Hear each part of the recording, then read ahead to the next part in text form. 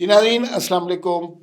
سب سے پہلے تو یہ درخواست ہے، بہت ضروری بات ہے کہ چینل سبسکرائب کر لیں اور بیل آئیکن کو پریس کر لیں تاکہ ویڈیو آپ کو جلدی ملتی رہے۔ 4-5 خبریں ہیں اور ساری امپورٹنٹ خبریں ہیں۔ آئینی بینچ کے حوالے سے کچھ پیش رفت ہوئی ہے۔ جسٹس امین الدین نے اپنے چیمبر میں، جو کہ چیف جسٹس ہیں آئینی بینچ کے، انہوں نے اپنے چیمبر میں ایک اجلاس بلایا اور اس پر کچھ بات ہوئی ہے۔ اور دوسرا جو ہے، عمران خان کا ایک ٹویٹ آ گیا بڑے دنوں کے بعد، تو اس میں کیا ہے، خان صاحب لوگوں سے فرما رہے ہیں۔ پھر مریم نواز کی علالت کے حوالے سے کچھ خبریں آ رہی ہیں۔ وہ علالت کیا ہے، کس طرح کی چیزیں ہیں، اور اس پہ سوشل میڈیا پہ کیا ہو رہا ہے۔ اور رانا ثناء اللہ نے عمران خان کو ایک مشورہ دیا، اس حوالے سے ہی بات کریں گے۔ سب سے پہلے آئینی بینچ کی تشکیل کے حوالے سے بات کر لیتے ہیں۔ آئینی بینچ کو آگے جو کام چلانا تھا، ایک کمیٹی تھی، اس نے بلانا تھا۔ اس میں جو جسٹس امین الدین ہے، جسٹس مندوق خیل ہے اور ایک اور جج ہیں، وہ ابھی تک کمیٹی کی میٹنگ نہیں ہوئی کیونکہ ایک اس میں سے رکن جو ہے وہ ملک سے باہر ہے۔ باقی لوگ لیکن کام شروع ہو گیا۔ جسٹس امین الدین نے اپنے چیمبر میں بلا لیا لوگوں کو اور کچھ لوگوں کے ساتھ گفتگو شروع کر دی۔ کیا وہ بینچ کی کارروائی ہوگی، کس طرح کارروائی آگے بڑھے گی، کون کون سی کمیٹیاں بنیں گی، اس طرح کی بنیادی سا کام شروع کر دیا ہے۔ تو اس کا مطلب ہے کہ کام شروع ہو گیا ہوا ہے۔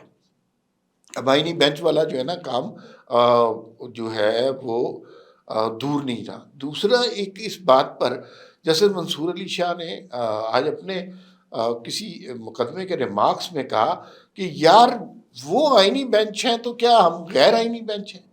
تو تھوڑی سی جلن کی بھی ہوا، اور تھوڑا سا نا پتہ ہے کیا، یہ جو اس لیول کے ججز ہیں نا، یہ قتل، ڈکیتی، جائیداد یا عام آدمی کو انصاف دینا، اس میں انٹرسٹڈ نہیں ہوتے۔ ان کا نعرے یہ ہوتے ہیں، ان کے خواب یہ ہوتے ہیں، ہم نے اتنے پرائم منسٹر ہٹا دیے، ہم نے فلاں ڈکٹیٹر کو نظریہ ضرورت دے دیا، ہم نے یہ کر دیا، ہم نے حکومت کا تختہ الٹ دیا، یہی ہوتا ہے۔ لیکن عام آدمی کو انصاف کے حوالے سے کوئی یہ بہت زیادہ فخر کی بات نہیں ہوتی۔ تو اب ان کا کام تو یہی ہے۔ یہ آئینی بینچ نہیں ہے، یہ غیر آئینی بینچ بھی نہیں ہے، یہ وہ بینچ ہیں جو مقدمات کی سماعت کریں گے جن کا تعلق عام آدمی سے۔ یہ البتہ حکومتیں نہیں گرا سکیں گے، یہ تختے نہیں الٹ سکیں گے، یہ ڈکٹیٹروں کو نظریہ ضرورت نہیں پیش کر سکیں گے۔ جو جسٹس منصور علی شاہ نے آج بات کی ہے، اس میں تھوڑی سی احساس کمتری، تھوڑا سا دکھ، تھوڑا سا ڈپریشن اور اس طرح کی بات لگ رہی تھی کہ وہ چاہتے تو تھے کہ وہ آئینی بینچ بنے، چاہتے تو وہ تھے کہ وہ وہاں پر حکومتوں کے تختے پلٹیں۔ لیکن اب دیکھیے غریب آدمی کے مقدمات سننے پڑ گئے ہیں، یہ بھی کوئی کام ہے کہ جناب قتل ڈکیتی کے مقدمات سنیں، اور یہ تو وہ تھوڑا سا عجیب سا لگا۔ اچھا، ایک اور خبر جس پہ کافی اچانک سے آئی ہے، اور وہ عمران خان کا ٹویٹ ہے۔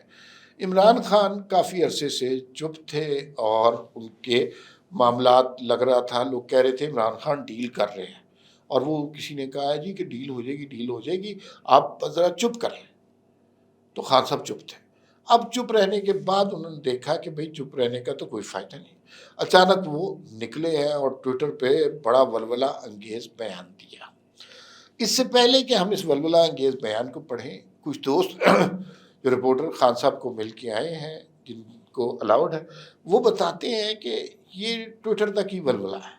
عمران خان ڈپریشن میں بھی ہیں، پریشان بھی ہیں، اداس بھی ہیں اور مایوس بھی ہیں، اس لیے کہ جیل آدمی کو بڑا توڑتی ہے، جیل میں حوصلے برقرار رکھنا بڑا۔ اور عمران خان مطلب وہ تو کرکٹ کا کھلاڑی، پلے بوائے مشہور، وہ اس طرح کا بندہ، تو وہ تو قید رہ ہی نہیں سکتا۔ تو خان صاحب تھوڑے سے پریشان ہیں کیونکہ رہائی کی کوئی صورت نہیں نظر آ رہی۔ خود ہی اڑا دیتے ہیں کہ ڈیل ہو رہی ہے، خود ہی کہہ دیتے ہیں ڈیل نہیں ہو رہی۔ اچھا، سوابی کا جلسہ بھی پھسپھسا رہا ہے، یہ بات آپ مان لیں۔ اور اس کے بعد اب آگے جو معاملات ہیں وہ بھی بڑے افسوسناک سے نظر آ رہے ہیں۔ کوئی ایسے معاملات ٹھیک ہوتے نہیں نظر آ رہے۔ یہ نہیں ہے کہ خان صاحب کل رہائی دے رہے، رہائی مل رہی ہے یا کوئی بات ہو رہی ہے۔ تو خان صاحب نے آج ٹویٹ کیا کیا، انہوں نے کہا کہ سوابی میں ہم نے اپنا مینڈیٹ پیش کر دیا، ہم نے بات کر دی جو کہنی تھی، ہم نے جرگے سے فیصلہ لے لیا، اب آخری اور حتمی مارچ کے لیے میں آپ کو کال دوں گا۔ پہلی بات تو یہ ہے کہ خان صاحب کا اور پی ٹی آئی کا ہر مارچ، اس میں 3 خوبیاں ہوتی ہیں، ایک وہ آخری ہوتا ہے، ایک وہ حتمی ہوتا ہے، اور ایک تاریخی ہوتا ہے۔ یہ 3 ہے۔ اچھا وہ 5000 بندہ ہے، 7000 بندہ ہے، یہی 3 چیزیں اس میں وہ ڈھونڈتے ہیں، آخری، حتمی اور تاریخی۔ تو اس دفعہ بھی یہ کیا۔ اب خان صاحب کے پاس چونکہ کوئی ڈیل لے کے نہیں آ رہا، کوئی بات نہیں کر رہا کہ لے دو، ادھر سے یہ کر لیتے ہیں خان صاحب، آپ کو دوبارہ ادھر اٹھائیں گے، تو وہ تھوڑے سے کنفیوز ہو گئے۔ کبھی جو ہے وہ علم بغاوت بلند کر دیتے ہیں، کبھی جو ہے وہ دوستی کا ہاتھ بڑھانا چاہتے ہیں۔ لیکن جو میری اطلاعات ہیں، خیر پاکستان میں حالات بدلتے دیر نہیں لگتی۔ نواز شریف وغیرہ کو بھی کہا تھا کہ بے نظیر کو بھی کہا تھا کہ ہم کبھی ان سے بات نہیں کریں گے، ان کے نام صفحہ ہستی سے مٹ گئے ہیں، پھر بعد میں وہ ملکی سیاست میں ریلیونٹ رہے، ہو گئے ہیں۔ تو عمران خان بھی اگر ارریلیونٹ اب ہے، ضروری نہیں ہے کہ ہمیشہ ارریلیونٹ رہیں، کہ ایک سٹیج آئے گی جہاں وہ باؤنس بیک کریں گے، جہاں وہ واپس آئیں گے، تو پھر اس وقت ان کے لیے مشکل ہو جائے گی۔ تو ابھی صورتحال یہ ہے کہ عمران خان نے جو ٹویٹ کیا ہے اس میں ایک حتمی لانگ مارچ کا اعلان کر دیا ہے، اور وہ جو ہے کڑاکے نکال دے گا سب کے۔ دیکھتے ہیں اب وہ کب ہوگا اور خان صاحب کب تاریخ دیتے ہیں۔ میرا نہیں خیال جس طرح وہ محبت سے انتظار کر رہے ہیں تاریخ کا، ڈیل کا، وہ اب کوئی تاریخ دیں گے، کیونکہ اتنا عرصہ وہ خاموش رہے کیونکہ وہ ڈیل کا انتظار کر رہے تھے۔ اب ایک ذرا سینسٹیو موضوع پر بات کرتے ہیں۔ یہ سینسٹیو موضوع مریم نواز کی صحت کے حوالے سے۔ سوشل میڈیا پر ہمارے دوست ہیں، بڑے قابل رپورٹر ہیں، شاہد اسلم صاحب، انہوں نے خبر دی کہ مریم نواز کو گلے کا کینسر ہے، وہ اس کے علاج کے لیے جا رہی۔ اچھا یہ جو ہے تشویشناک خبر ہے۔ اب اس کی کوئی کنفرمیشن نہیں ہو رہی، میں نے 2-3 جگہ سے پتہ کیا اور رپورٹروں سے پتہ کیا، ایک جگہ 2 جگہ سے ایک بات کنفرم ہوئی ہے کہ ان کے گلے کے کچھ ٹیسٹ ہونے ہیں یا کچھ ٹریٹمنٹ ہونا ہے، اس کے علاج کے لیے اس سلسلے میں وہ ملک سے باہر گئی۔ اچھا ہمیں پتہ ہونا چاہیے کہ مریم نواز کی والدہ بیگم کلثوم نواز جو ہیں، ان کا انتقال بھی تھائرائیڈ کے کینسر سے ہوا تھا۔ جب وہ لندن میں بیمار تھیں تو تھائرائیڈ کے کینسر سے ہوا تھا، اور دونوں میں کوریلیشن تلاش کرنے کی کوشش نہ کریں، کوئی مثبت خبر نہیں ہے، کوئی حتمی خبر نہیں ہے ہمارے پاس کہ انہیں یہ بیماری ہے، بس یہ پتہ چلا کہ وہ کچھ ٹیسٹ کرانے گئی ہیں جن کا تعلق گلے سے ہے۔ لیکن اگر کوئی شخص بیمار ہے تو اس سے ہمدردی کرنی چاہیے، لیکن ان کا مذاق اڑایا جا رہا ہے سوشل میڈیا پر، اور لوگ کہہ رہے ہیں کہ یار دیکھو کیا بدتمیزی ہے، اور یہ چلے گئے ہیں۔ اور پھر وہ ایک تصویر جو سوشل میڈیا پہ چلی جس میں مریم اورنگزیب نے 2 بیگ اٹھائے ہوئے اور وہ ساتھ ساتھ چل رہی ہیں۔ اب اس تصویر کا بہت مذاق اڑایا جا رہا ہے کہ یہ غلامی کی تصویر ہے، بیگ چک پروگرام ہے، اس طرح کا نا۔